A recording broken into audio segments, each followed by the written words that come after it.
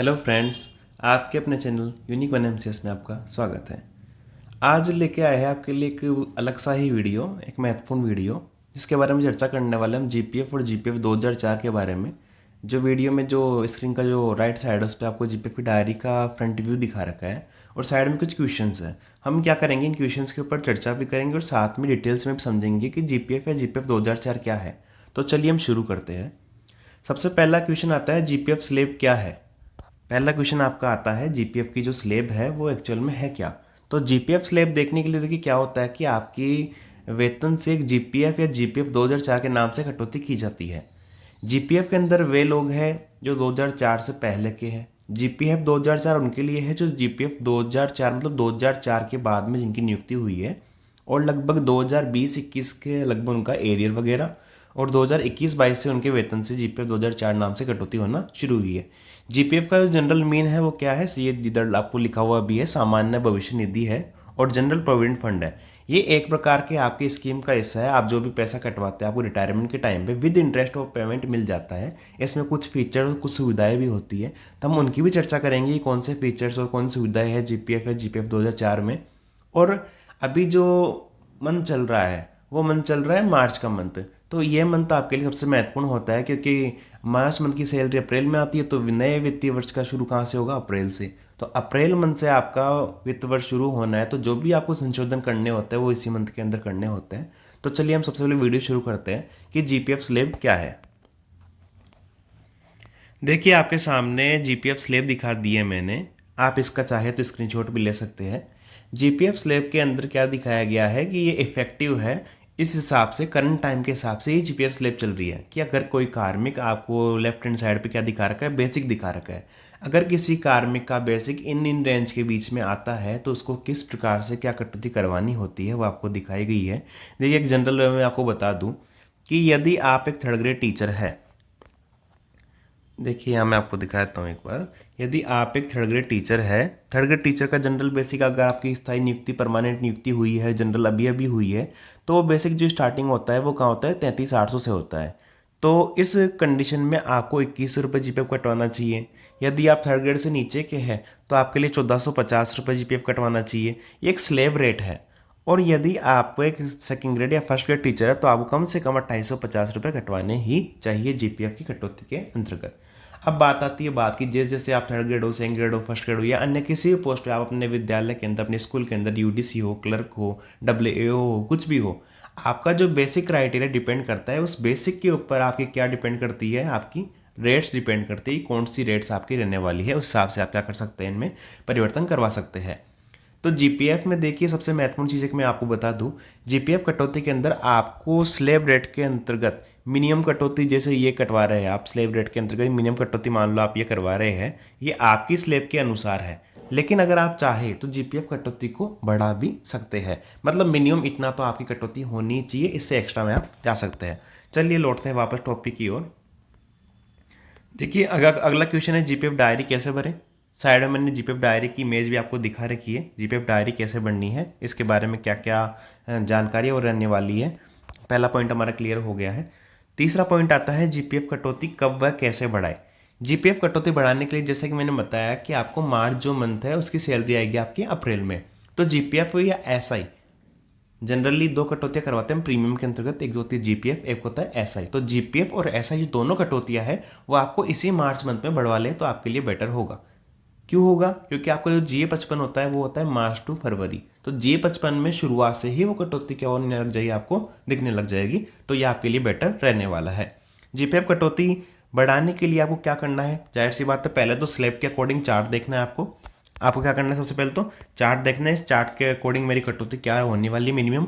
उसके बाद में आपको डिसीजन करना है कि मिनिमम करवानी है या इससे कुछ बढ़ाना है, वो आपको देख लेना है। इसके बाद में आपको क्या करना है, ऑफिस के अंतर्गत आपके प्रिंसिपल को जनरली एक एप्लीकेशन लिख के दे देना है कि मुझे मेरी जीपीएफ कटौती बढ़वानी है, तो इस वित्तीय वर्ष से मेरी कटौती ये किए जाने की कृपा करें। आपको ये एप्लीकेशन देनी है, उसको मार्क करवा लेना है। आपके प्रिंसिपल उसको संबंधित फाइल के अंदर रख लेंगे और इस महीने से आपकी जीपीएफ कटौती जो है वो क्या कर दी जाएगी, बढ़ा दी जाएगी। तो जीपीएफ कटौती बढ़ाने के लिए सभी जो टीचर्स वगैरह है या जो भी शैक्षणिक स्टाफ वगैरह है स्कूल्स के अंदर या जहाँ जो भी किसी ऑफिस वगैरह के अंदर काम कर रहे हैं, जीपीएफ कटौती बढ़वाने के लिए सिंपली क्या करना है, एप्लीकेशन लिखनी है और अपने संबंधित डीडीओ को उनको क्या कर देनी है, एप्लीकेशन दे देनी है। इसके बाद से उनकी इस मंथ की सैलरी से जीपीएफ कटौती क्या हो जाएगी, चेंज कर दी जाएगी। स्लैब रेट मैंने आपको दिखाई दिए और साथ में जीपीएफ कटौती बढ़ाने का रूल भी बता दिया है। ठीक है, अब बचा है हमारा डायरी वाला। साथ में अब एक अगला क्वेश्चन है, जीपीएफ स्कीम के फायदे और वर्तमान में जीपीएफ 2004 की स्थिति के साथ चर्चा। तो सबसे पहले देखिए हम एक चर्चा ही कर लेते हैं जनरल सी। जीपीएफ स्कीम के जो फायदे हैं वो क्या है। देखिए जनरली एसआई और जीपीएफ जो दोनों स्कीम्स हैं, आपको उनके अंदर 8.5% तक का ब्याज मिलता है। 8.5% तक का ब्याज बैंक की एफडी की तुलना में भी बहुत अधिक हो गया। बैंक की एफडी जनरली आपको 6.5% से लेकर 7.25% का ब्याज देती है, या ऐसा जीपीएफ आपको 8.5% का ब्याज दे रहा है। तो पहली बात तो ये बहुत अच्छा इंटरेस्ट रेट है इनका। दूसरी चीज़, जीपीएफ जो स्कीम है इसके अंतर्गत देखिए मैंने आपको पहले ही बताया है यहाँ पे, एक तो है जीपीएफ, एक है जीपीएफ 2004। दोनों में फिलहाल के वर्तमान परिप्रेक्ष्य के हिसाब से देखें तो जीपीएफ जो है आपका वो ज़्यादा बेस्ट है। जीपीएफ 2004 से पहले वाले जो कार्मिक है उन्हें जीपीएफ का एक्चुअल लाभ मिल रहा है। 2004 से बाद वाले जो कार्मिक है उनका भी 20, 21, 22 से ही कटना शुरू हुआ है, तो उन्हें कोई स्पेशल लाभ नहीं मिल रहा है उस कंडीशन में। तो ऐसी कंडीशन में देखिए पहले जीपीएफ स्कीम के फायदे देख लेते हैं। जीपीएफ स्कीम के अंतर्गत पहला जो फायदा है उन्हें मिल जाता है क्या, लोन। पहला फायदा क्या है, उन्हें लोन मिल जाता है। लोन जो होता है वो दो प्रकार का होता है। जीपीएफ ओल्ड वालों के लिए, जीपीएफ 2004 से पहले वालों के लिए जो लोन है वो दो प्रकार का होता है। एक होता है स्थायी लोन, एक होता है अस्थायी लोन। स्थायी लोन के अंतर्गत आप लोग अपनी जमा करवाई राशि का जो हिस्सा है वो निकाल सकते हैं परमानेंटली, और बाद में कटौती बढ़वा के उसे आप एडजस्ट कर सकते हैं। एक होता है अस्थायी लोन, जैसे आप एसआई के अंदर लोन लेते हैं और आप उसे जैसे ईएमआई करके 7.5% इंटरेस्ट का जमा करवाते हैं, वैसे ही जीपीएफ के अंदर भी आप क्या कर सकते हैं, अस्थायी लोन ले सकते हैं। तो जीपीएफ स्कीम का पहला फायदा जो सबसे मेजर फायदा है वो क्या हुआ, आपका जीपीएफ का लोन हुआ, जिसके अंतर्गत 2 टाइप के लोन हो गए, एक स्थायी हो गया, एक अस्थायी हो गया। साथ में जीपीएफ में दूसरा फायदा क्या हुआ, जब आप रिटायरमेंट होगा आपका, जब रिटायरमेंट होगा आपका तो उस टाइम पे क्या होगा, आपको 8.5% के साथ में, देखिए मैं आपको बता दूँ ये रेट है आज के टाइम की, टाइम टू टाइम ये क्या होगी, इंक्रीज ही होगी। तो 8.5% के हिसाब से आपको जमा राशि का कुल क्या क्या मिल जाएगा, आपको इंटरेस्ट मिल जाएगा, इंटरेस्ट पे आउट मिल जाएगा। तो ये दूसरा आपका अच्छा फ़ायदा है। अब देखिए जीपीएफ 2004 के साथ में अगर मैं इसकी तुलना करूँ, जीपीएफ 2004 की स्थिति के साथ तुलना करूं, तो देखिए कि जनरली सबका अपना अपना सजेशन होता है। तो मेरा एक पर्सनल सजेशन आपको ये रहेगा, अगर आप जीपीएफ 2004 में है तो आप मिनिमम स्लैब से कुछ अधिक कटवा लीजिए, क्योंकि करंटली क्या है ना, तो आपको जीपीएफ पे लोन मिल रहा है और आपका भी एनपीएस वाला मामला भी पेंडिंग था। अगर आपको जो ओल्ड पेंशन है वो मिलने जा रही है, मिल भी चुकी है, कुछ लोगों को मिल भी रही है, लेकिन फिर भी क्या करना है आपको, जीपीएफ 2004 में जनरल जो आपका मिनिमम अमाउंट है उससे एक्स्ट्रा कटवा लेना है। क्योंकि अगर आपको जीपीएफ लोन मिलता है इस आहरण वाला, जैसे ही फ्यूचर में मिलने लगेगा तो वो आपके लिए एक अच्छी सुविधा है। आप चाहे तो अभी से भी कटौती बढ़ा सकते हैं, लेकिन जब से आपको ये मिलने लगे आप क्या कर सकते हैं, आराम से उसके साथ में फिर गो ऑन कर सकते हैं, आप अपनी कटौती एक्स्ट्रा बढ़ा सकते हैं। कुछ कुछ लोग जैसे 10,000, 20,000, 40,000 तक भी जीपीएफ कटवाते हैं, लेकिन उनका मेन फायदा किन लोगों को है, जैसे ओल्ड वाले लोग हैं, उनको स्थायी रूप से ऋण मिल रहा है, तो उनके लिए ज़्यादा फायदेमंद हो जाता है। तो देखिए हमारा पहला पॉइंट जीपीएफ स्लैब वाला क्लियर हो गया है। तीसरा पॉइंट जीपीएफ कटौती कैसे व कब बढ़ानी है मैंने चर्चा कर दी है, सभी को एप्लीकेशन दे देनी है। और आपको पता है जैसे 22 तारीख को बिल बन जाएंगे तो उससे पहले ही आपको ये सारी कार्रवाई कर लेनी है। एक एसआई का वीडियो और रहेगा कि एसआई के अंदर कटौती क्या बढ़वानी है, डिक्लेरेशन फॉर्म वगैरह जो है, अगर आपने अभी तक नहीं किया है तो उसके भी संबंधित वीडियो मैं आपको डाल दूंगा। तो ये चर्चा भी हमारी हो गई है। अब अगली चर्चा है जीपीएफ के फायदे और नुकसान। फायदे नुकसान कुछ है नहीं, फायदे ही है, जो अच्छी बात है। जीपीएफ स्कीम के जो फायदे वर्तमान में जीपीएफ 2004 की स्थिति के साथ जो तुलना है वो हमने स्पष्ट कर दी है। अब चलते हैं हम जीपीएफ डायरी कैसे भरे। जीपीएफ डायरी बनना क्यों जरूरी है और कैसे बननी है वो बताता हूं मैं आपको। देखिए जीपीएफ 2004 या जीपीएफ जो भी हो, आपको डायरी बनने का फायदा ये रहता है, पहला तो जीपीएफ डायरी बनने से जब भी कभी आप लोन लेते हैं या आपका रिटायरमेंट होता है उस टाइम आप अपना पेमेंट निकलवाते हैं, अगर उस टाइम पे पोर्टल पर दर्ज राशि और आपके द्वारा जमा की गई राशि में कोई डिफरेंस आता है तो जीपीएफ डायरी आप बाकायदा एक एज ए रिकॉर्ड प्रस्तुत कर सकते हैं, जिसमें आपके डीडीओ के साइन होंगे और आप ये दिखा सकते हैं कि आपके द्वारा बनाई गई जो जीपीएफ डायरी है वो एक्चुअल है, उसमें जो कटौतियाँ है वो TV number, TV date, bill number, bill date के अकॉर्डिंग बिल्कुल एग्जैक्ट है और आपका टोटल जो अंशदान है वो इतना हो गया है, आपको इतना ही मिलना चाहिए, उसके ऊपर जो आपको इंटरेस्ट है वो कैलकुलेट होना चाहिए।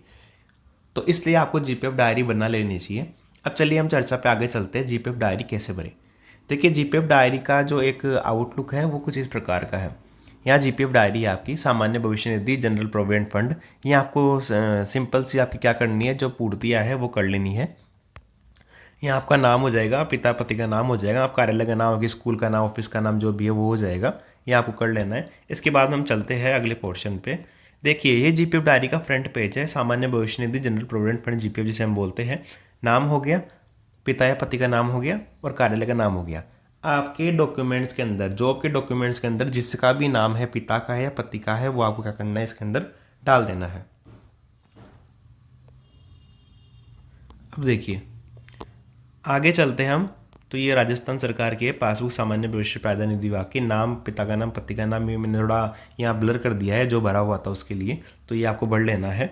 इसके बाद में देखिए दूसरे पेज पे आते हैं, तो यहाँ पूछते हैं अंशदाता का नाम। अंशदाता कौन है, कॉन्ट्रीब्यूट कौन कर रहा है, कॉन्ट्रीब्यूट आप कर रहे हैं, तो आपका नाम हो जाएगा, पदनाम आ जाएगा, कौन सी पोस्ट पे है। इसके बाद पिता का नाम आ जाएगा, जन्म तिथि आ जाएगी आपकी, आपके घर का पता आ जाएगा। इसके बाद में क्या आएगा, आधार नंबर आपको डाल देना है, 12 डिजिट के आधार नंबर डाल देना है सही से। 12 डिजिट के आधार नंबर डालने के बाद में यहाँ पूछ रहे हैं मनोनीत व्यक्ति का नाम। मनोनीत व्यक्ति कौन होता है, नॉमिनी। आपका जो भी नॉमिनी आपने जिसको इस स्कीम के लिए बनाया है, अगर आप कुछ हो जाता है तो जो आपका इंसान है, किसे मिलना है, उस मनोनीत व्यक्ति का पूरा नाम और उसका आपके साथ में क्या संबंध है, मतलब वह आपका पुत्र है, आपका पति है, आपकी माता है, आपकी पत्नी है, जो भी है वो आपको भर देना है।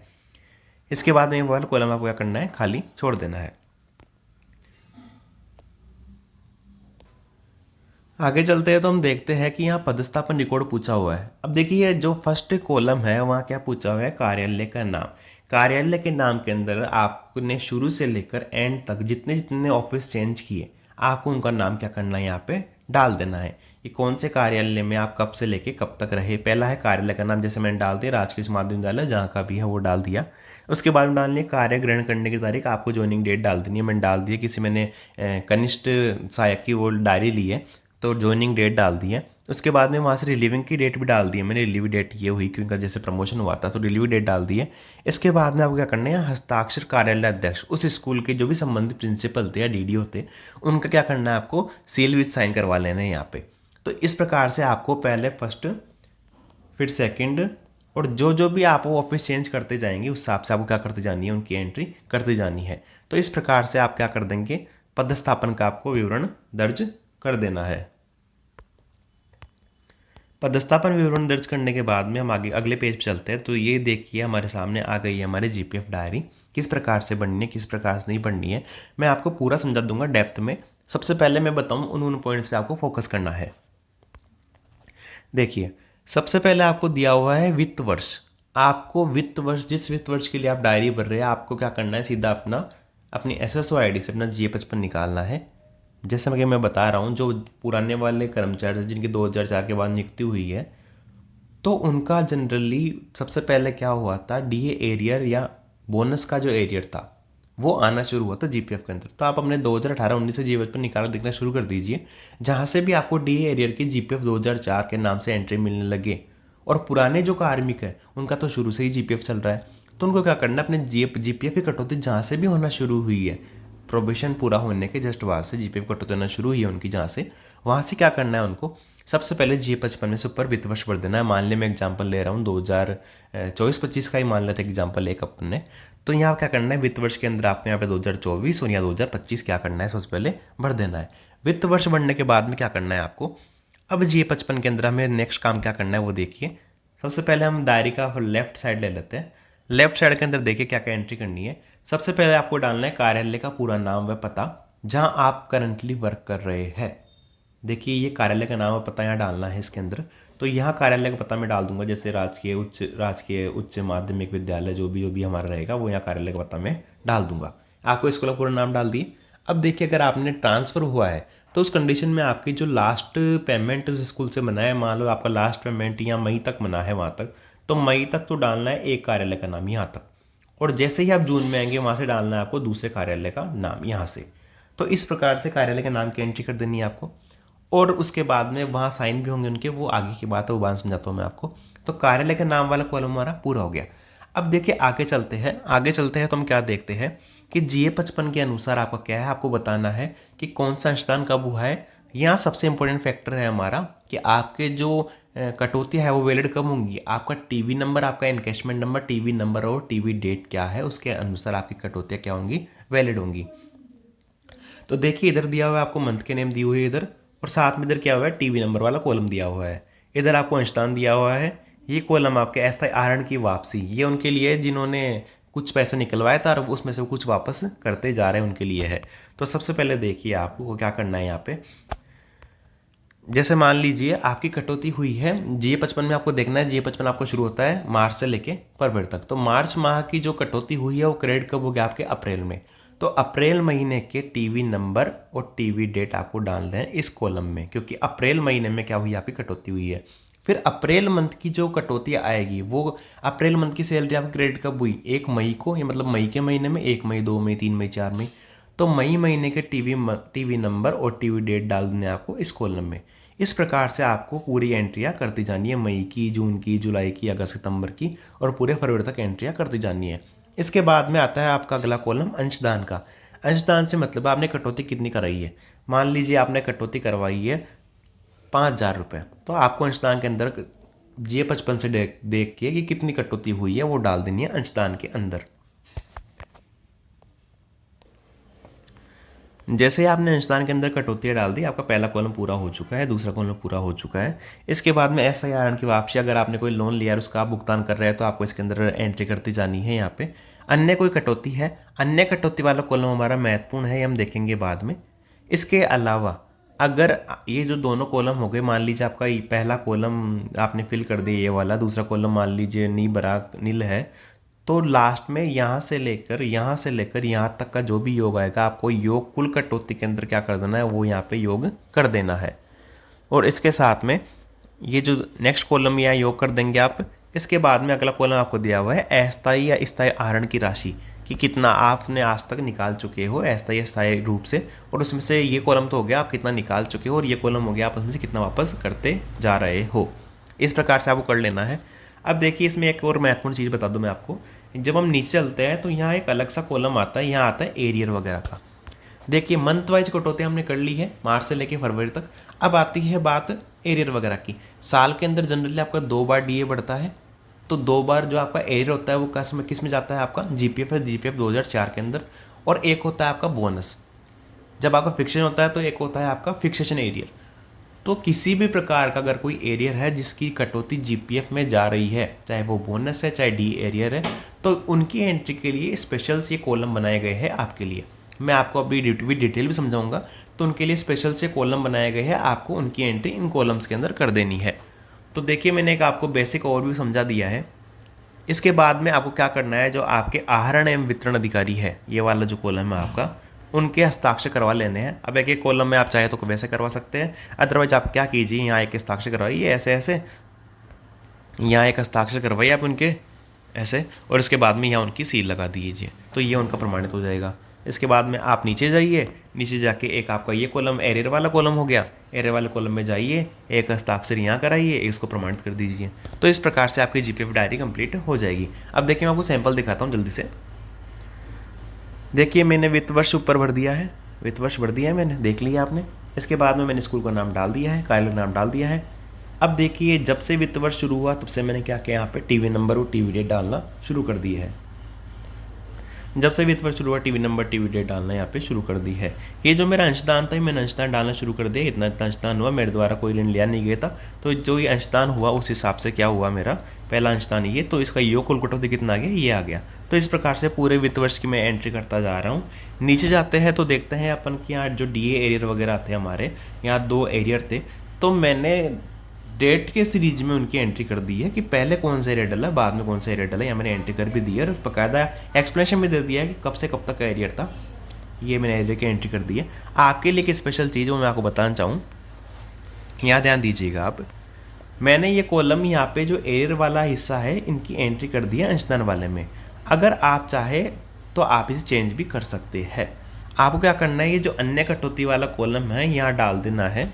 आप क्या कर सकते हैं, ये जो अन्य कटौती वाला कॉलम है आपका, यहाँ आप डाल सकते हैं अन्य कटौती वाले कॉलम में कि यहाँ तो या तो क्या है, ये DA का क्या है, एरियर है, या क्या है आपका बोनस है। आपको ये अन्य कटौती वाले कॉलम में डाल देना है। और यहाँ आप जो आपकी एंट्रीज वगैरह है, जो आपकी DA एरियर की इनकी एंट्री है, यहाँ से उठा के आपको यहाँ शिफ्ट कर देनी है और ये टोटल वहाँ यहाँ का सेम टू सेम आ जाएगा। यहाँ क्या है, आपको देखिए यहाँ साइन हो जाएंगे और यहाँ सील लग जाएगी स्कूल की, आपके ऑफिस की जो भी सील है DDO की, वो सील लगा आपको देनी है। तो इस प्रकार से इस वीडियो में मैंने आपको GPF डायरी बनने के बारे में कंप्लीट जानकारी दे दी है। और शुरुआत में वीडियो के हम देख सकते हैं कि यहाँ पे हमारे पास में कोई भी चीज़ पेंडिंग नहीं रही है। सबसे फर्स्ट क्वेश्चन था आपका GPF डायरी क्या है, फर्स्ट क्वेश्चन था आपका GPF स्लैब क्या है, डायरी कैसे बननी बताई दिया, कटौती कब व कैसे बढ़ा लेनी आपको बताई दिया, GPF के करंट फायदे और GPF 2004 के साथ में जिसकी वर्तमान परिप्रेक्ष्य में तुलनाएं मैंने आपको स्पष्ट कर दी है। तो आई होप कि आपको जो हमारा वीडियो है वो पसंद आया होगा और काफ़ी नॉलेजेबल जानकारी आपको मिली भी होगी। तो मिलेंगे आपको नए वीडियो में जिसमें बताएंगे मार्च महीने में होने वाले नेक्स्ट चेंजेस। SI के बारे में भी आपने अब तक कर लिया है तो ओके है, नहीं किया है तो मिलूंगा आपको नेक्स्ट वीडियो में। तब तक के लिए वीडियो को लाइक कीजिए, शेयर कीजिए, चैनल को सब्सक्राइब कीजिए उन सभी के साथ में जिनको नॉलेजेबल इन्फॉर्मेशन की नीड है। हमारा जो चैनल है उस पर हम लाते हैं केवल आपके लिए एक रेलेवेंट कंटेंट, जिसमें आपको मिलता है एक रेलेवेंट कंटेंट जो आपके लिए बहुत ज़रूरी होता है। ऐसे वीडियो जो आपको किसी काम के नहीं होते उन्हें बनाने से ना तो हमें फ़ायदा है ना आपको फ़ायदा है। तो जो वर्क है हमारा वो केवल है आपके नॉलेज के लिए। तो सपोर्ट कीजिए चैनल को, मिलेंगे आपके साथ में नेक्स्ट वीडियो में। Thank you.